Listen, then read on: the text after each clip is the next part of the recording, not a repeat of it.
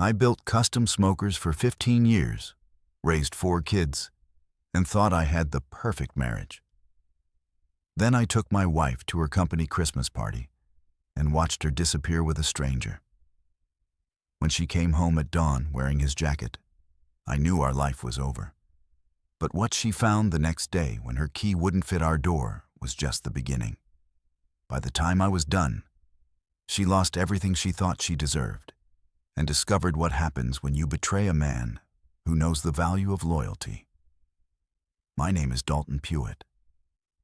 I'm 47 years old, and for the past 15 years, I've been building custom barbecue smokers and grills in my workshop behind our house in Tennessee.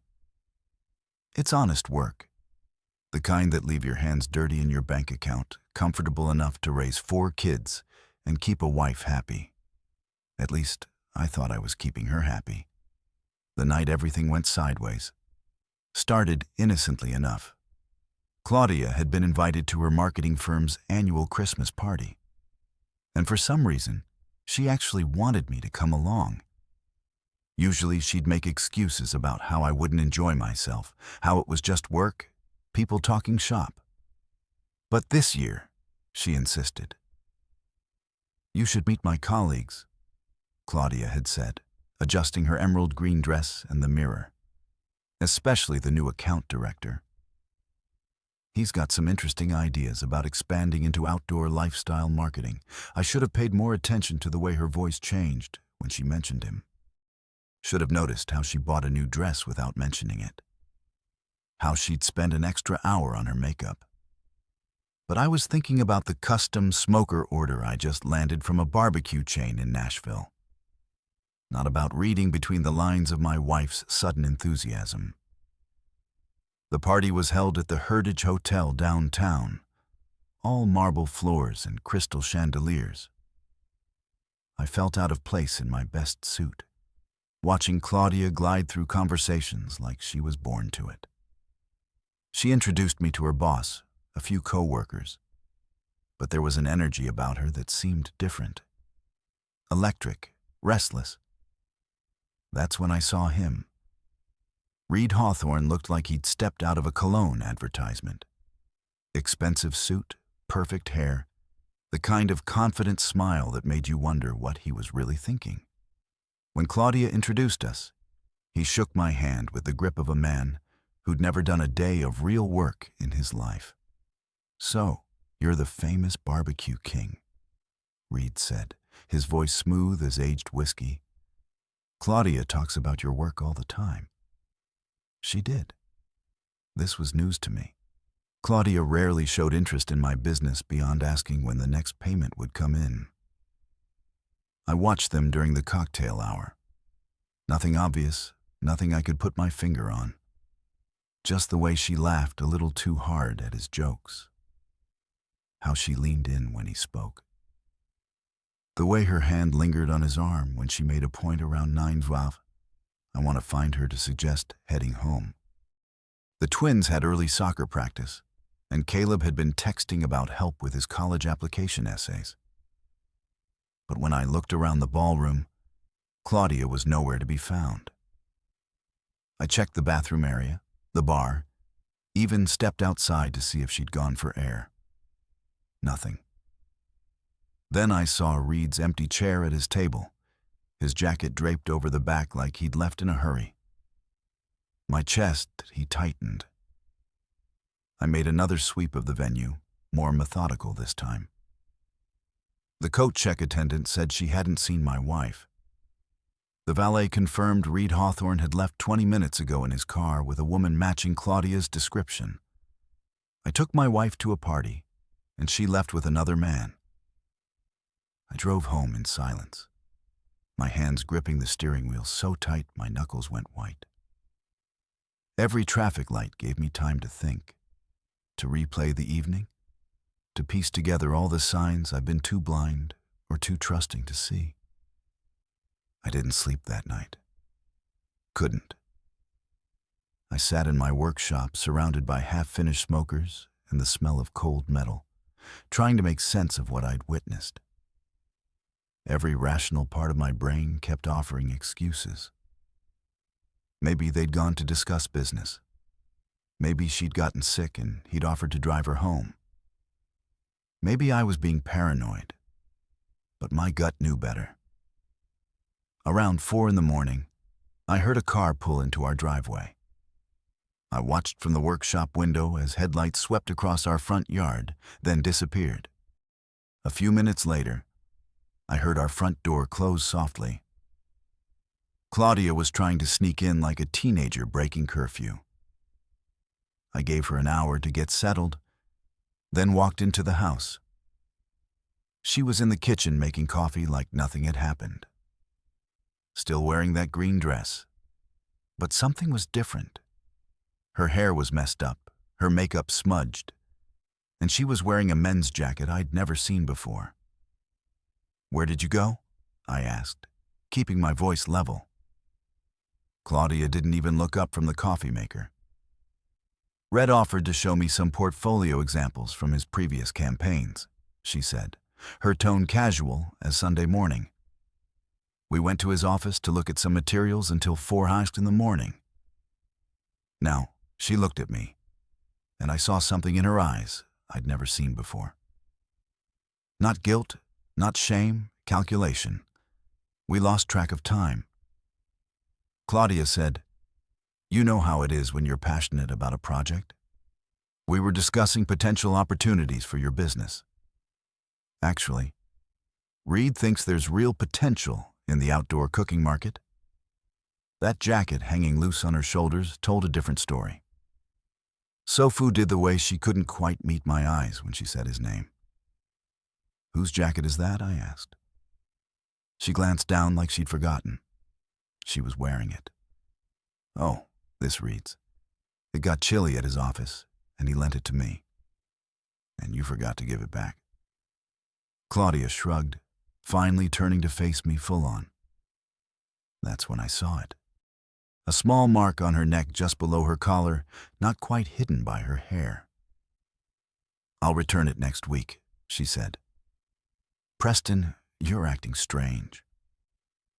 Nothing happened except a business discussion that ran late. She was lying. We both knew it.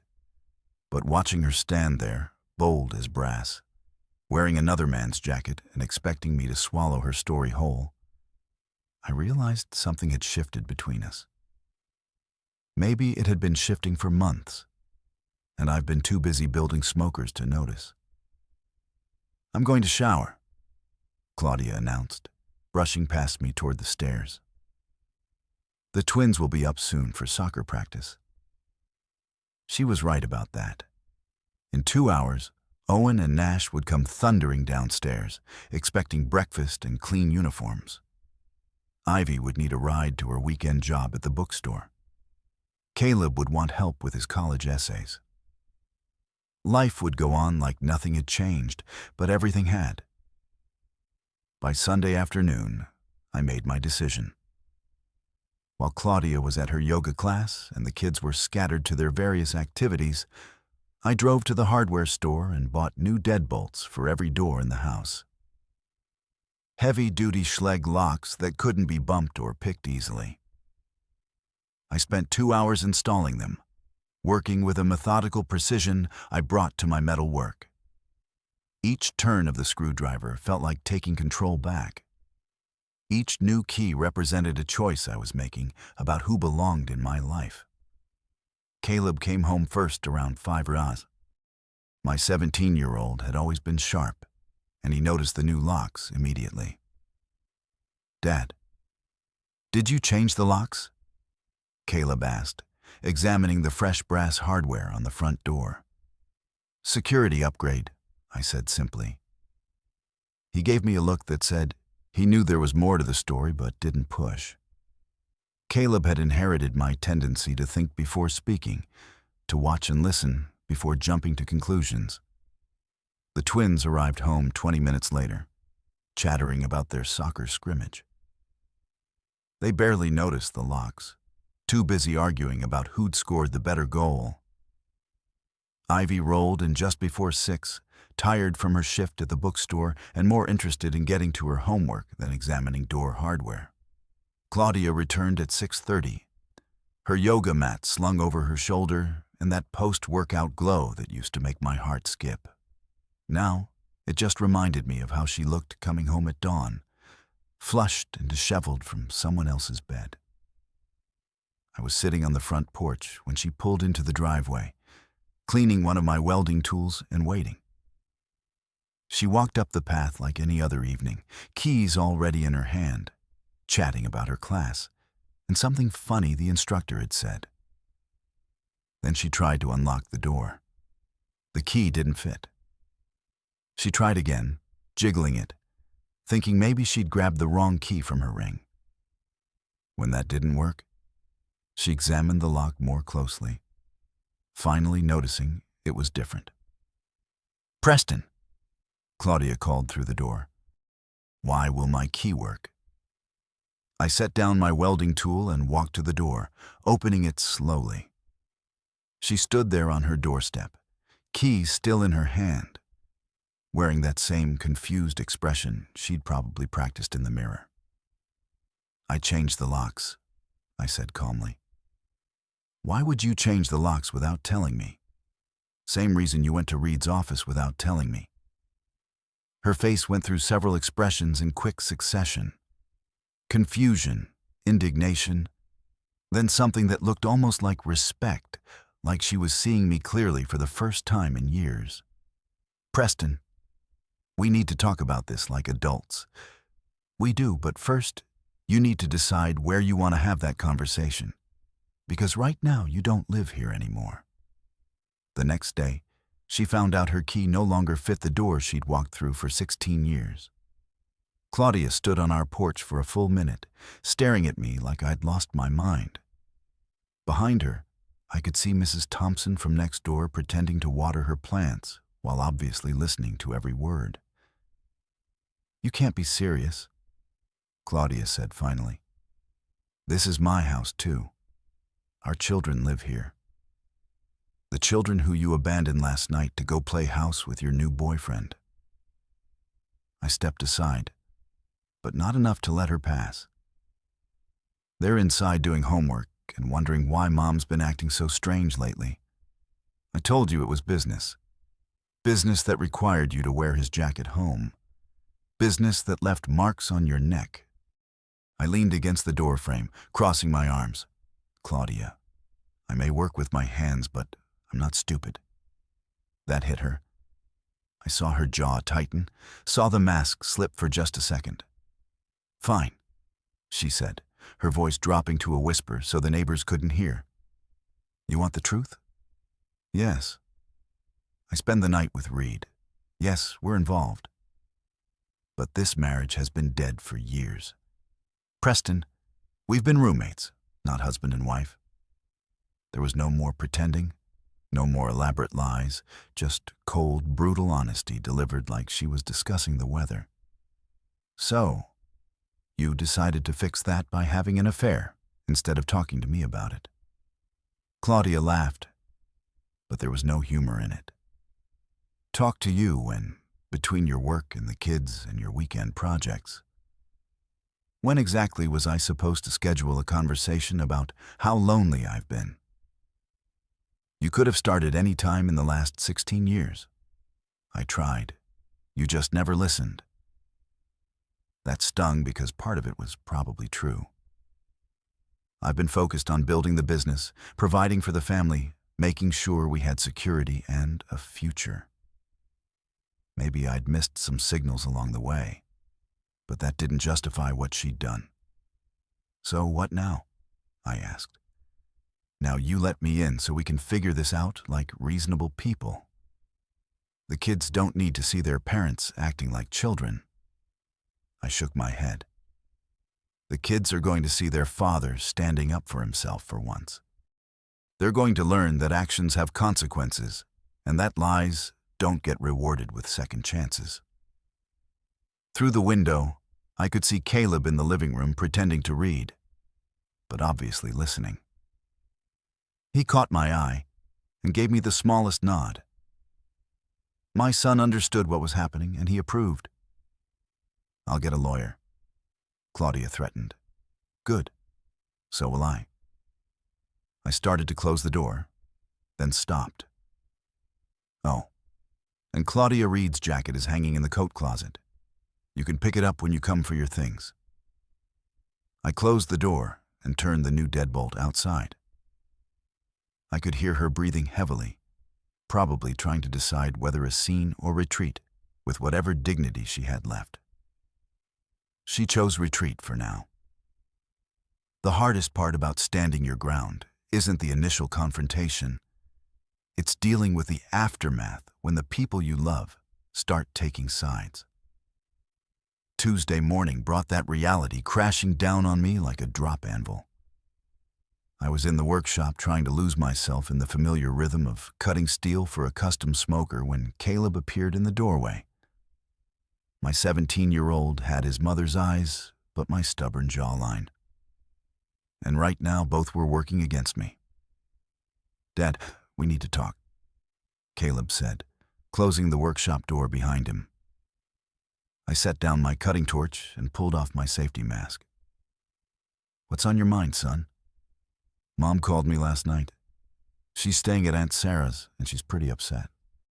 Caleb leaned against my workbench, his arms crossed in a gesture that reminded me painfully of myself. "She says you locked her out of her own house over a misunderstanding." "Is that what she called it? A misunderstanding?" "She said you jumped to conclusions about her working relationship with some guy from her marketing firm." Caleb's voice was careful, measured.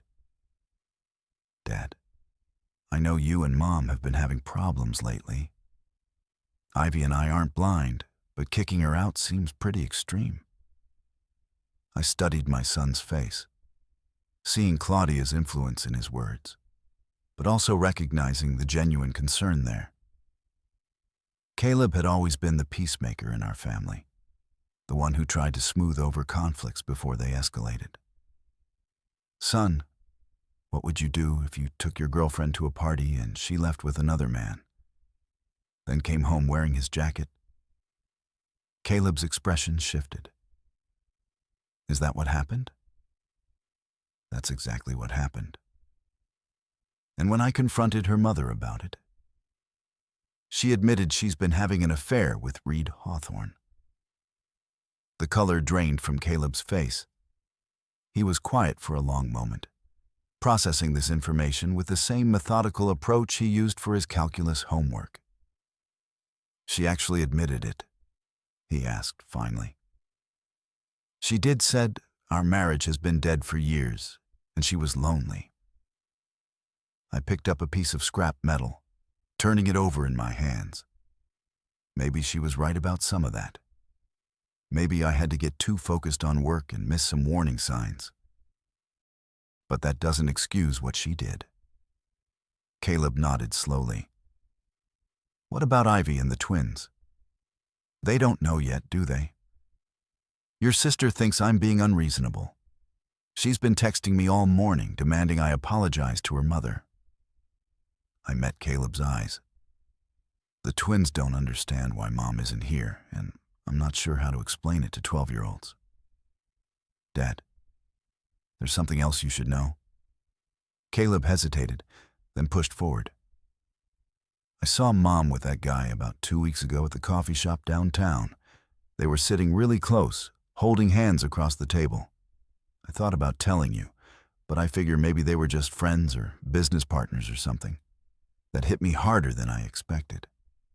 My son had been carrying this burden for weeks, trying to protect me from a truth I needed to hear." "I'm sorry I didn't say anything sooner," Caleb continued. "I keep thinking maybe if I'd spoken up, you could have confronted Mom before it got this far. This isn't your fault, son. Not even close." I put my hand on his shoulder. "You were trying to protect your family. That's what good men do." 3 days after Claudia moved out, a courier delivered an envelope that made my blood run cold. Inside was a letter from Patterson Williams and Associates, demanding immediate mediation regarding marital property division and interim spousal support pending formal divorce proceedings. Claudia wasn't wasting time. She wanted half of everything I'd built, including the workshop and the custom smoker business that had taken me 15 years to establish. But what really stuck in my craw was the claim that she deserved ongoing financial support because she'd sacrificed her career advancement to support her husband's entrepreneurial endeavors. That was rich. Claudia had worked part-time at the marketing firm for exactly 18 months total over the past 6 years, spending more time planning girls' trips than developing campaigns. Meanwhile, I've been working 60-hour weeks to keep our family afloat. I called my lawyer, Jim Ellis, a straight-talking former Marine who'd handled the legal work when I incorporated my business. Jim listened to the whole story without interrupting, then gave me the kind of frank assessment I needed to hear. Preston, adultery doesn't carry the weight it used in Tennessee divorce law, but it's not irrelevant either, Jim said over the phone.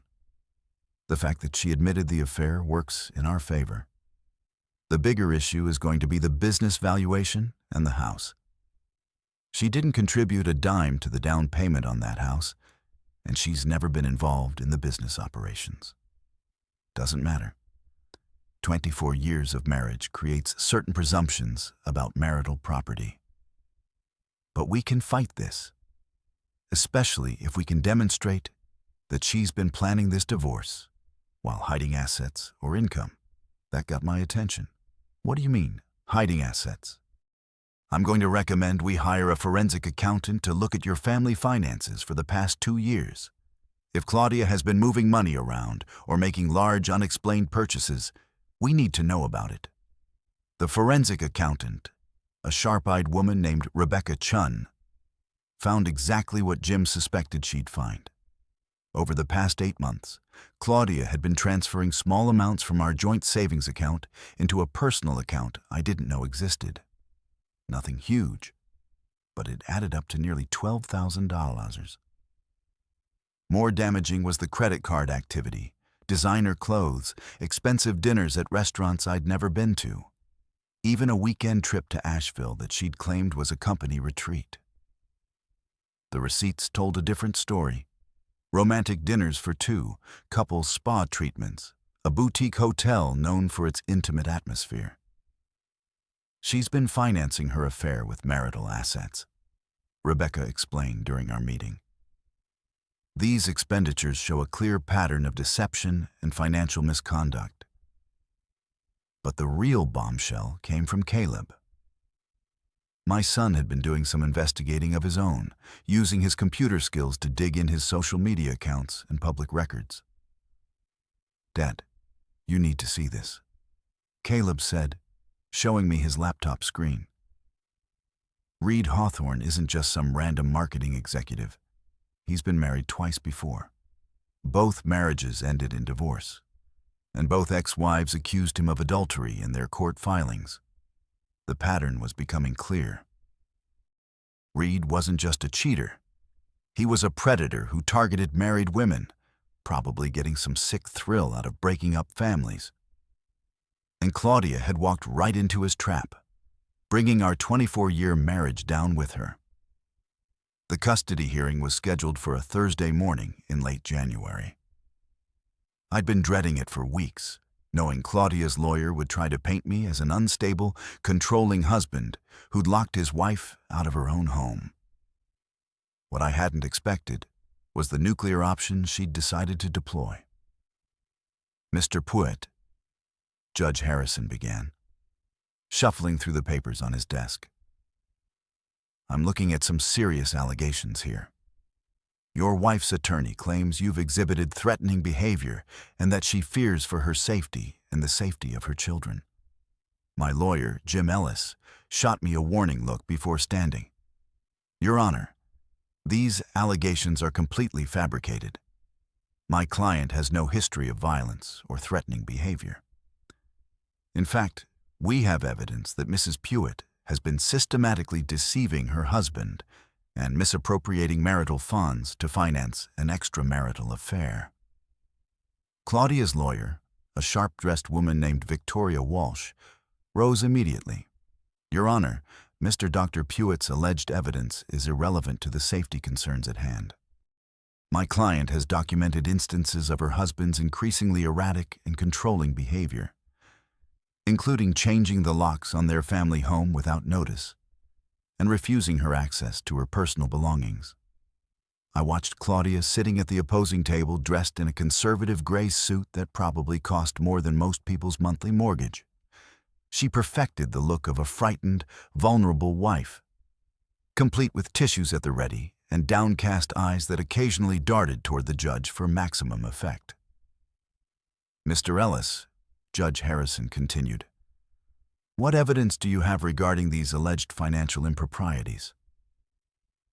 Jim stood and handed a thick folder to the court clerk. "Your Honor, our forensic accountant has documented a pattern of deceptive financial behavior spanning 8 months. Mrs. Pruitt secretly transferred over $12,000 from joint marital accounts into a personal account, then used those funds along with marital credit cards to finance romantic getaways and expensive gifts for a paramour." Read Hawthorne. "Objection, Your Honor," Walsh interrupted. "Mr. Pruitt's characterization of legitimate business expenses." Legitimate business expenses. Jim's voice carried the incredulous tone of a man who'd seen too many lying spouses in his 20-year career. "Your Honor, these expenses include couples' spa treatments, romantic dinners at establishments known for their intimate atmosphere, and a weekend getaway to a boutique hotel specializing in romantic retreats. Unless Mrs. Pruitt's marketing firm has adopted some very unconventional client entertainment strategies. These are clearly personal expenditures related to her affair." Judge Harrison examined the documents for several minutes, while the courtroom remained silent. Finally, he looked up at Claudia directly. "Mrs. Pruitt, did you engage in an extramarital relationship with Mr. Reed Hawthorne?" Claudia's mask slipped for just a moment. I saw a glance at her lawyer, who gave an almost imperceptible nod. "Your Honor, my relationship with Mr. Hawthorne developed after my marriage had already broken down due to my husband's emotional neglect and controlling behavior," Claudia said, her voice steady but lacking conviction. "Preston created an environment where I felt isolated and unappreciated. Reed offered me the emotional support and understanding that had been missing from my marriage for years." "That doesn't answer my question, Mrs. Pruitt. Did you or did you not engage in an extramarital relationship while still married to your husband?" A long pause, then barely audible. "Yes, Your Honor." The judge made some notes, then looked at both legal teams. "I'm going to order supervised visitation for both parents pending a full custody evaluation." "Right, Mr. Rotterdam-Rakames. Pruitt, you'll have the children Sunday through Tuesday. Mrs. Pruitt, Wednesday through Friday. Weekends will alternate. Neither parent is to speak negatively about the other in front of the children." It wasn't a victory I'd hoped for, but it wasn't the disaster Claudia had been planning either. The custody arrangement lasted exactly 3 weeks before it fell apart. Not because of anything I did, but because my children started making their own choices about where they wanted to be. It started with Ivy. My 16-year-old daughter had been resistant to the entire situation, convinced I was being unreasonable and that her parents should just work things out like adults. But something changed during her second week at Claudia's temporary apartment. "Dad, can I come home early?" Ivy called me on a Tuesday evening, her voice tight with frustration. "Mom's having Reed over for dinner, and it's really awkward. They keep acting like they're this perfect couple, and she wants me to be happy for her. What do you want to do, sweetheart?" "I want to come home. I want to sleep in my own room and not have to pretend that what Mom did is okay." Ivy's voice broke slightly. "Dad, I'm sorry I gave you such a hard time about the locks. Caleb told me what really happened, and I understand why you did it." An hour later, Ivy was back in our house helping the twins with her homework while I finished up some paperwork for a commercial smoker order. Having her home felt like a piece of my world clicking back into place. The twins were next. Owen and Nash have been confused by the whole situation, struggling to understand why they had to live in two different places and why their parents couldn't just fix whatever was wrong. But 12-year-olds aren't stupid, and they'd started picking up on things. "Dad, why does Mom's new boyfriend keep trying to act like our stepdad?" Nash asked during our Wednesday evening together. "He keeps asking us about school and sports like he cares. But then he and Mom go in her room and close the door. And he bought us these expensive video games."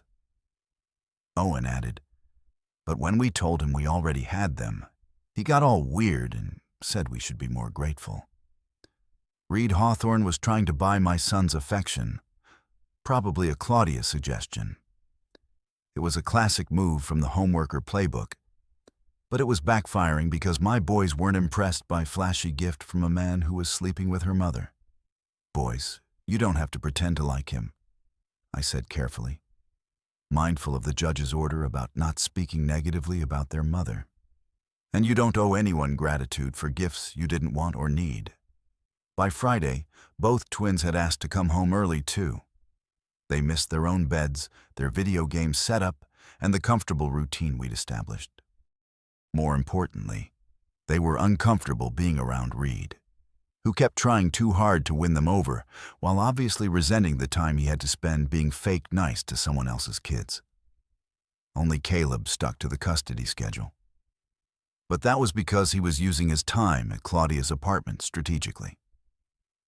My 17-year-old had become our family's intelligence gatherer, documenting Reed's behavior and Claudia's increasingly erratic mood swings. "Dad, they're fighting a lot," Caleb reported during one of our evening workshop sessions. "Reed keeps talking about his future plans, but none of them include staying in Tennessee. And Mom's starting to realize he's not as serious about their relationship as she thought he was." "What kind of fights?" "She wants him to meet her parents, but he keeps making excuses. She talks about them moving in together, and he changes the subject. And yesterday, she caught him texting another woman." Caleb paused, organizing his thoughts. "I think she's starting to realize she threw away her marriage for a guy who's not worth it." The custody arrangement was supposed to provide stability for my children. Instead, it was showing them exactly who their mother had become and what she valued most. And it wasn't them. Reed Hawthorne's exit from Claudia's life was as calculated and cowardly as everything else about him. It started with missed dinner dates and unreturned phone calls, then escalated to a text message breakup that would have embarrassed a teenager. Caleb showed me the message he'd seen on Claudia's phone. "This situation has become too complicated for me to handle right now. I need to focus on my career and can't deal with the drama surrounding your divorce. Take care." 24 hours. That's how long it took Reed to go from promising Claudia a future together to treating her like a liability he needed to shed. My wife had thrown away 24 years of marriage for a man who couldn't even be bothered to break up with her face to face. The aftermath was swift and brutal. Claudia's temporary apartment became a fortress of tissues and empty wine bottles. According to Eva, who reluctantly agreed to spend one evening checking on her mother. Claudia was barely functional. "Dad, she looks terrible." Ivy reported she keeps saying she made the biggest mistake of her life. That she doesn't understand how everything went so wrong so fast. But I was done being Claudia's safety net. When she called me crying, begging for another chance, I listened politely and then gave her the same answer I've been giving for weeks. "Claudia, you made your choice. You chose Reed over our marriage, over our family, over the life we built together. The fact that he turned out to be exactly what I thought he was doesn't erase what you did. But Preston, if you knew what kind of man he was, why didn't you warn me? The audacity of that question took my breath away. Would you have listened? You were so convinced that I was the problem in your life, that you ignored every red flag, every warning sign, every piece of evidence that Reed was using you. The legal proceedings moved forward with mechanical efficiency. Jim Ellis had assembled an airtight case documenting Claudia's affair, her financial deception, and her false accusations. The custody evaluation strongly favored me, noting that all 4 children had expressed a clear preference for living with their father full-time. The final divorce hearing was almost anticlimactic. Claudia sat at the defendant's table looking like a ghost of her former self, while her lawyer went through the motions of representing a client who had lost before the proceedings. Even began. Mrs. Pewitt, Judge Harrison asked during the final testimony, "Do you have anything you'd like to say before I render my decision?" Claudia stood slowly, her hands shaking slightly. For a moment, I thought she might actually apologize, might show some genuine remorse for the destruction she'd caused. Instead, she said, "Your Honor, I just want what's fair. I made some mistakes, but I was married to Preston for 24 years. That should count for something." Even now, even after everything, she couldn't take full responsibility for her actions. She was still the victim in her own mind, still deserving of consideration and compensation for her suffering. Judge Harrison awarded me full custody of all 4 children, the house, and the business. Claudia received a modest cash settlement and limited supervised visitation rights. No alimony, no claim to the workshop or equipment, no ongoing financial support. Justice served cold, exactly the way I preferred it. 6 months after the divorce was finalized, life had settled into a rhythm that felt surprisingly normal. The kids were thriving. My business was growing and the house felt like home again instead of a battlefield. Caleb had been accepted to Tennessee Tech with a full scholarship for mechanical engineering. Ivy was excelling in her junior year and had started helping me with the business side of the smoker company. The twins had joined the middle school wrestling team and were channeling their energy into something productive. Most importantly, my children had learned lessons about integrity, consequences, and standing up for what's right. They'd seen their father refuse to be disrespected, and their mother face the results of her choices. Claudia had moved to Nashville, where she'd found work with a smaller marketing firm at a fraction of her previous salary. She sent the occasional text about missing the children, but made little effort to maintain a consistent relationship with them. The supervised visitations had dwindled to monthly phone calls that grew shorter each time. Reed Hawthorne had disappeared completely, reportedly taking a job in Atlanta and leaving no forwarding information. I'd heard through mutual acquaintances that he'd already started his pattern again with a new target, some divorced executive who thought she'd found her soulmate. My business had expanded beyond anything I'd imagined possible. The publicity from the divorce, ironically, had brought attention to my custom smokers. Several restaurants and barbecue chains had placed large orders, and I'd hired 2 part-time employees to help with production. "Dad, you seem different," Ivy observed one evening while we worked on invoicing the workshop. Happier, maybe more relaxed. She was right. For the first time in years, I felt like I was living my own life instead of managing someone else's emotional chaos. I woke up each morning knowing I could trust the people in my house, knowing my priorities were aligned with my actions. Sometimes losing the wrong person puts everything else into perspective. I told her the house renovation was nearly complete. I'd remodeled the master bedroom, updated the kitchen, and added a screened porch where the kids and I spent evenings talking about their days. Every change erased another trace of the woman who tried to tear our family apart. Dr. Vera Blackwood, who turned out to be a real friend rather than just Claudia's enabler. had helped me understand the psychology behind what had happened. Claudia hadn't just cheated. She'd systematically rewritten our marriage history to justify her actions. Some people can't accept responsibility for their choices, Dr. Blackwood had explained. They need to believe they're the victim even when they're clearly the aggressor. It's easier than facing the truth about themselves. Looking back, I could see the signs I'd missed. The slow erosion of respect and communication that had made Claudia vulnerable to Reed's manipulation. But I'd also learned that you can't save someone who doesn't want to be saved. And you can't love someone enough to make up for their lack of integrity. My children had their mother's contact information.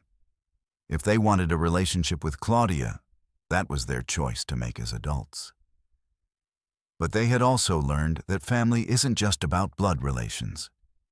It's about people who show up, keep their promises, and put the family's needs above their own desires. As I locked up the workshop that evening and walked toward our house, I could hear laughter spilling out through the windows. My children were home, safe and secure in the knowledge that their father would always fight for them. It wasn't the life I planned 25 years ago, but it was better than the lie I'd been living. And that was enough.